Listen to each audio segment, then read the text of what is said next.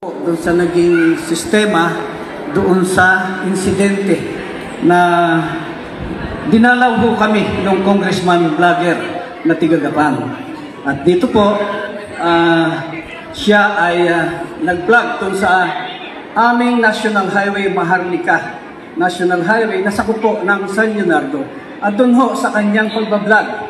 Siyempre po, yung pong National Highway, sakop ng San Leonardo, area of responsibility po ng mayor na mumuno sa San Leonardo. Kaya po kailangan, alamin ko, harapin ko sila kung ano ba ang problema at kung ano naman ang maitutulong ko doon sa sitwasyon na ganong pagkakataon. Ang problema ho, nung dumating ako, nakaharang na lahat yung sasakyan niya, sa gitna na siya ng karsada at nagdiditi pa, nagagalit at hindi ko po madinig yung sinasabi dahil medyo malayo ho. Ito ho at saka yung gate na yon. Medyo nagkakatanawan lang. Kaya hindi ko alam na nagmumura na pala, nagbablog lang. Kaya nilalapitan ko ho, kaso ho, ando naman lahat yung kanyang mga bodyguard, yung mga goons at isang rekwa na mga polis. At andun din po yung PD na tinawagan pala niya agad para makasama din doon. Siyempre po, akong alam. Ang alam ko lang, tinawagan ako ng isang tao, andun si congressman vlogger, nagdiditi pa sa proyekto. Ngayon po, nagkita kami doon. Sabi ko, tapusin na lang natin dito to kung ano problema. Pero siyempre po, kung alam ko nagsisigaw, nadidinig ko na po yung sinasabi nung papalapit ako, na hinarang naman kami ng mga pulis. At sabi po ay, ito, itaga nyo sa bato. Hindi ako aalis dito. Bakit pinatigil yung proyekto ko? Bakit in-stop yung pagawain dito sa San Leonardo?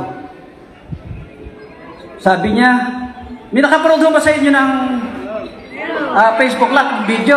O merong isa doon? Meron pa ho bang iba? 10, 5, 15. Sasabihin ko na yung iba, nadinig ko, i-correct nyo na lang ako. Ano ho? Ang sabi niya, kasok dulang.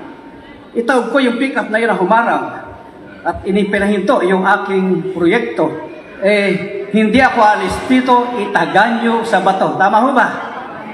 Nabungi ho yung pagkakataga sa bato. Sabi niya, sa sarili niya, at doon sa vlogger, hindi siya aalis doon sa lugar na yon. Itaga nyo sa bato, susumbong ko kayo sa tatay ko.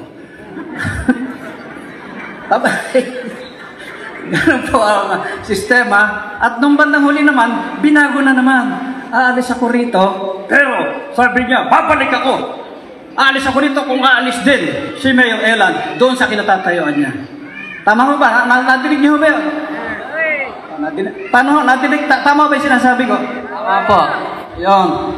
Mukhang itong uto nito, mukhang wala na sa katinuan. Kasi ho, paano ako aalis doon sa San Leonardo? Tiga San Leonardo ho ako. Abay, sila ho, doon sa mukha niya, doon sa harap niya, yung palang home engineering office namin, pinatigil yung proyekto niya, doon sa presensya niya. Hindi pa ho si Mayor Elan yun. Yung palang home engineering office. Dahil, hindi ho sila nakiraan at hindi ho nag-submit ng requirement.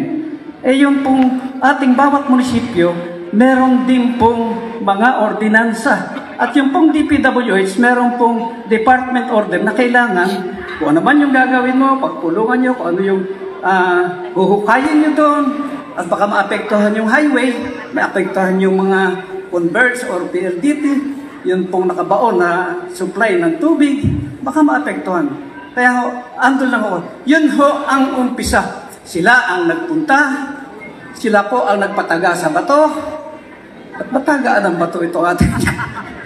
At sila naman din ho, yung umalis.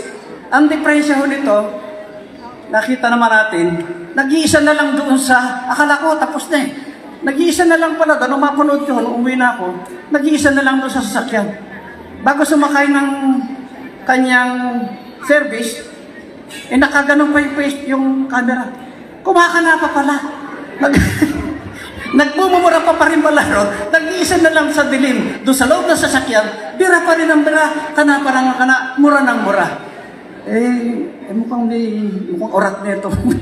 At naku, congressman vlogger. Kasi Tapos na kami ron eh. Kung akala ko ganun na lang yon. Kaya po, doon sa inumpisahan na lang, sinundan ko naman po. Ito po ay, ewan ko lang kung nakapanood sa'yo ng live dahil hindi naman ho ako sanay. First time ko nag-live. At hindi ko alam kung totoong naka-live ako. Hindi ko negosyo to eh. Hindi ako vlogger. Kaya po, nanginginig ako sa galit. Meron hong kumisang kinikilabutan kapag nakakita ka ng magandang gano'n. Tapos, ano ba, meron ka naman kumisa, nanginginig ka pagka ikaw nagugutom. Matanda na ho tayo para doon sa gano'n. Pero, gano'n pa man po, ako naman ang dumayo sa kanila para ano naman silang masabi. At doon po, talagang medyo nakapagbitaw ako ng ganong salita. At hinihintay ko naman sila ron sa lugar na yon. At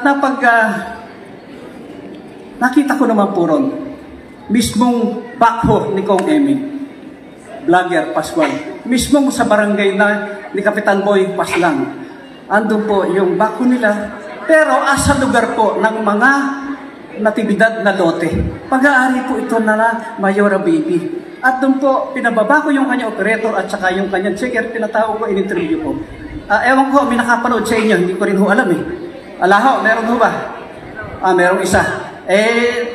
Ganun ho, yung pangyayari doon, sasabihin ko na rin po, na yung kanilang checker, yung kanilang operator bumaba. At inamin naman na wala silang karapatan doon. Wala silang alam doon, kundi inutusan lang nila ni Kong Vlogger.